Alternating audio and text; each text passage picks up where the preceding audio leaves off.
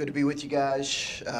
Been a big week for us with finals, and then obviously preparation here for tomorrow's game versus App State. And been really impressed with them, watching them on tape. Have a lot of similar league, or excuse me, same league as the UT Arlington team that came in a couple years ago here, and on paper, a lot of similarities in terms of their profile. Really good numbers, terrific offensive numbers, depth and size across the board. Really, maybe is in some ways as good a positional size as we've seen in terms of bigger guards, bigger wings. They're certainly bigger than us at those guard and wing spots.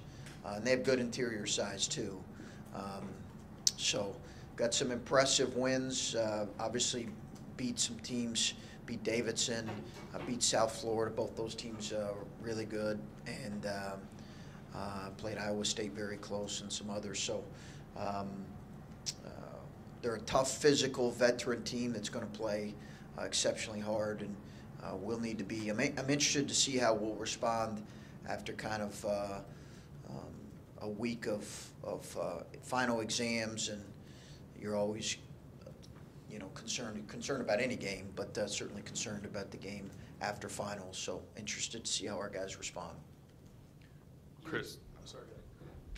Chris, this is a group of players, I guess, maybe hasn't always taken opponents like this seriously, but it seems this year maybe they have, or at least doing a better job of that. Just like, how are you getting the message across to them that you can't look past any of these teams? Well, I think that, it's a good question, because I think the reality is in today's game, there really is a lot of parity across the board. You see a lot of guys that can play at really any level of college basketball. And, you see that with graduate transfers who might transfer up, so to speak, and they come in and make a real impact on the team that they're playing on. We've seen that for the last number of years. So I think our guys have an understanding how capable a lot of these teams are.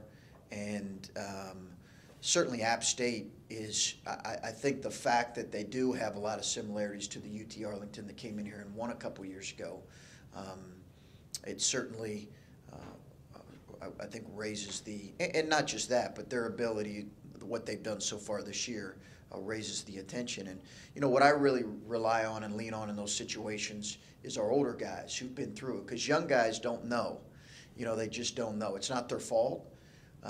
But freshmen have no idea how good players are at all levels of college basketball. They just have no idea. So if in sometimes, most times, they're going to take it more from an older guy. So we'll see tomorrow if our approach is one that is on point and where it needs to be. We expect a really highly competitive game, and certainly have relied on our older guys to communicate that. When you have a layoff like this, and you said last week the two games you worry about are before and after finals, what do you look for during the week in practice, the maybe signs of a letdown that you can address, and have you seen anything like that this week? No, I think our practice has been pretty good. We've tried to. We gave them some time off earlier in the week, but just because what was most important earlier in the week is them doing their finals and preparing for that well. But I think we've had some good, we haven't spent a whole week of 2.5-hour practices because of the demands of the week. But I think we've had good attentiveness. That doesn't always translate into good play. But I think we've had good attentiveness. I've also tried to keep an eye on our conditioning as you go through two games and a couple weeks here. I think we've got a team that can get out of shape pretty quickly. Just some of it's because of our body types. So I've tried to keep an eye on that in terms of our overall team conditioning, and you're always trying to keep tabs on that. And then do you have any update on Micah and Kyle and what their availability is for tomorrow? Yeah, both guys have practiced. Practiced yesterday, I should say. Micah had a little bit of a scare 2 days ago where he banged it again. So I would say he's probably right now more limited than Kyle, just because his, he's just kind of gotten banged up with it more. And he didn't re-injure it, but I think it was a concern. He kind of fell awkwardly on it. So we'll see. I think both guys will kind of be a game day, right before tip type of a decision. When you've gotten into this part of the schedule historically, is this the time of year where you like to add more things to offense, defense, things like that, or is this more of a time to reassess? Yeah, it is. I would like to add some more things, although I think that for us, I have less in at this point than probably any year I've been a head coach, and if you were to say why, I think it's probably taken us a little bit longer to execute some of the things that we have in. So I haven't wanted to get ahead of ourselves. And we do have some guys playing multiple positions, and it's a new system for them to learn. But we probably have less in, certainly have less in, I know, than what I've had in the past. So I think we'll, throughout these next few weeks, look to add some things, both offensively and in some ways defensively. And we'll see how we can kind of digest that and execute that. As you were discussing Appy State's guards, what is it about their guard play that concerns you, and do they remind you of any teams that you've played so far? I think I was trying to think of another team that has as good a positional size, kind of at the 1, 2, 3. Their point guard's 6'5", and he is really good. He is really good and really talented offensively. He's a lefty that can score at every level. Obviously, you look at his numbers and you can see that based on he's an older kid, strong, built a little bit like JT, and can do it all in terms of scoring and facilitating for his teams. I think Gonzaga was the biggest team we played across the board with their size. But I don't know there's any one particular team. They're as athletic as any team that has come in here. Clemson had really good athleticism across the board. These guys have very, very good. Somebody's here. Somebody's ride's here, ready to pick you up.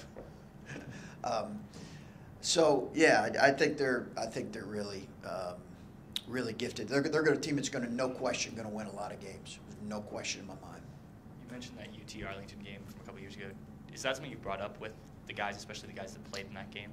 Yeah, no, we've not talked about it a whole lot. I think we have talked about App State in terms of who they are, but I think I've kind of let our older guys to decide how much they want to discuss those types of moments. Well, I do think out of experiences like that come a great appreciation for how good teams are, and we'll certainly use that here throughout the season. How capable teams are. With the young guys, like you said, sometimes they don't know what they're going up against. Is that just a matter of they come from high school where a lot of them come from dominant programs, or they're just the best guy, and they have to learn that even though you're not in the Big Ten yet, it's still college basketball?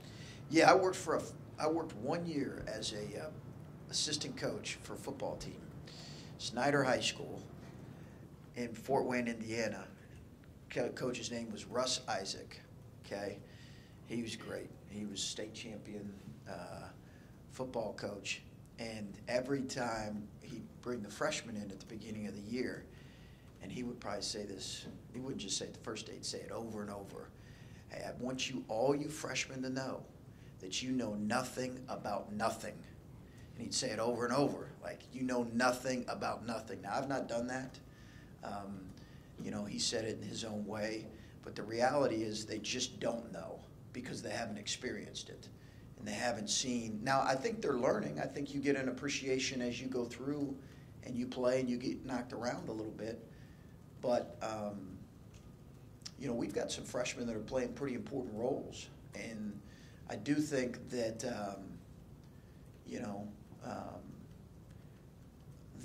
they need to have and do have an appreciation. But it's different when you've been through the battles like Jayshawn Tate and Keita Bates-Diop, and you've just seen what that's all about. It's even different in some ways for a guy like CJ, who's just kind of been through it 1 year. So again, that's why we've relied on those guys. Chris, you said on the conference call the other day that in regards to JT playing point, that it's probably a little easier to play down a position than it is to play up. But I guess along those lines, like, what is JT's practice like? Is his workload like much different from other players you've had in the past, having to play the 3-4, I guess, and the 1 in practice? Yeah, it's different, I think, in terms of the mental requirement that he has to go through. And I think a couple years ago, my second year at Butler, Roosevelt Jones was a guy who played at the 3 and the 1, and mid-year we actually transitioned him strictly to the 1 and started the 1 and then played the backup. And he had played the 1 some in high school, so he's a little bit more. His feel was a little bit different. But I think JT's done a good job. But there's a mental requirement when you're learning 2 positions, because as we know with Jayshawn, he's in a lot of ways he's best when he can just kind of play, and there can just be freedom and simplicity to how he plays. He can just play. So as a coach, you've not wanted him to think too much, which is why we have less in now than we ever have, just because we've wanted to keep it simple. But it's a lot. We've also asked him at times to defend the best perimeter player, and that's a lot. So, but that's what most seniors who are trying to help their teams play well this time of year are doing. Is they're defending the best player a lot of times, and they're asked to do a lot of other things. And then you said that he's used to having the ball in his hands, obviously, but playmaking is kind of a different animal. How do you coach playmaking? Is it a lot of video work to see the spots on the floor? Or are you like standing next to him when he's out there to show him the spots where he should be looking? Yeah, it's a lot of film, a lot of working on, almost like a quarterback, where you're working on, can you read defenses and read how you're being played and read secondary defenders that are coming. It's almost like a quarterback where you're trying to teach those reads. And some guys are more instinctive with those kind of things. And that's why I've never looked at a point guard necessarily as a size. I've looked at, there are plenty of, Ben Simmons has a lot of point guard ability to him, right? He's 6 whatever he is. So, point guards come in all different shapes and sizes. There is an instinct to it and a feel to it that's required, and I think he's coming along there. It's a significant concern and remains one of my concerns across the board is our team playmaking. It's been a concern from day one. I think we have a long way to go in a lot of areas, but our team playmaking, we also have a long ways to go just in that area. And we don't have a lot of guys that naturally that's what they do. When you go kind of look down our roster, that's not really what a lot of guys do. But I think if all of them can buy into making the extra pass and making the right play and moving the ball, then maybe collectively we can kind of have the playmaking that we need. Because I don't think we can rely on just one guy. And it's one of the things we've thought through as coaches is late in games, normally you're relying on your guards to be playmakers and make those reads in situations. Now it could be a little bit different for us in terms of what we do late in games. App State's another team that, just like you said about William and Mary, just does not turn the ball over or forces turnovers per se. And you said we'll really know more about CJ and how much he's improved turning the ball over when you guys play a team like that. So just wondering, in games like this, what are you looking for in the half-court offense and with CJ? Is it just speed, making good reads? What specifically do you look for? You must have a Ken Palm subscription. I have it pulled up right here. Okay, all right, figured that. Okay,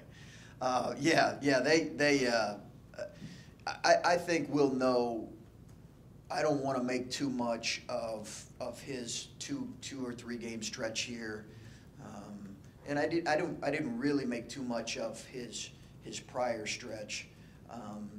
I think just over time we'll see if his numbers can continue to improve in terms of his turnover rate, his assist to turnover percentage, and I think it will, but he's got to be really committed to that, and I think he understands it. You know, he's a very coachable young man. He gets it. I also think Andrew Dockage can continue to grow in that area. So can JT, our three primary guys, as well as all of our guys. But we'll know more here, you know, as we get more into the season. You know, how he's progressing in that area. And I don't think we're looking at the last. You know, he's not like he's over with 4 or 5 turnover games. I think that could happen again, and we're just going to have to figure out how to respond.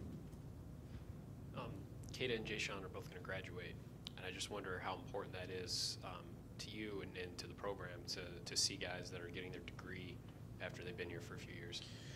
Yeah, it's great. I think it's what a credit to Jay Sean and to Kata that those two guys have graduated and done what they've needed to do in the classroom. I think it speaks a lot to who they are, you know, as people and how they've been raised and what's important to them.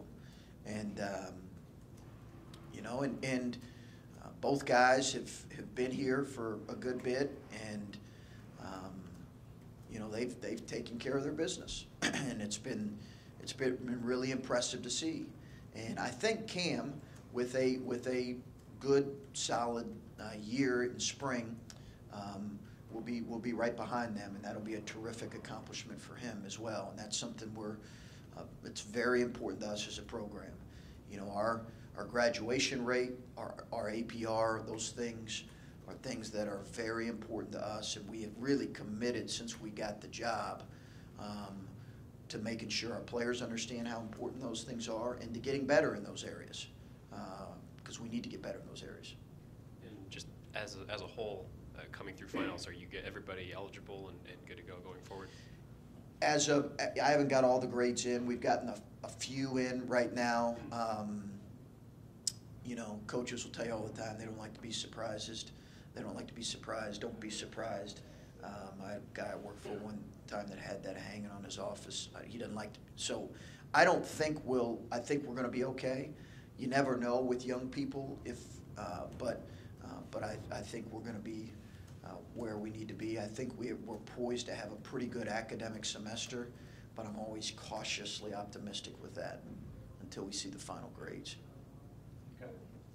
One more, just as a staff, as you came in and were figuring everything out, how important was it to start getting some of those lessons as far as graduation and academics and stuff? When you're dealing with so many things like you were, how important was that to have guys, your two leaders here, graduating? Like when you start talking about building things and getting guys to look at the upperclassmen, how important is something like this for all of that? It's really important.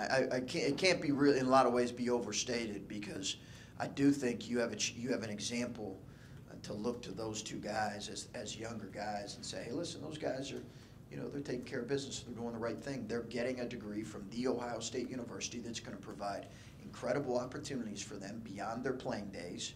It is a terrific degree that they've earned with a lot of work and a lot of commitment, and it is going to prove to be incredibly valuable for them. And we don't ever want to dismiss that as coaches. Obviously, not everybody's is going to stay here potentially 4 years, but those that do, that have the opportunity, we really want them to take advantage of that, and it has been.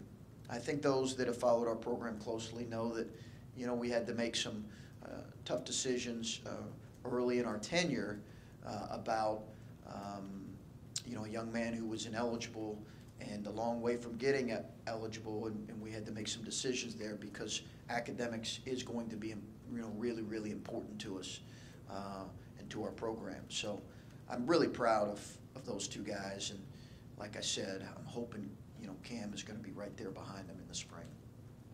Okay. All right, thanks. Okay, thanks, guys.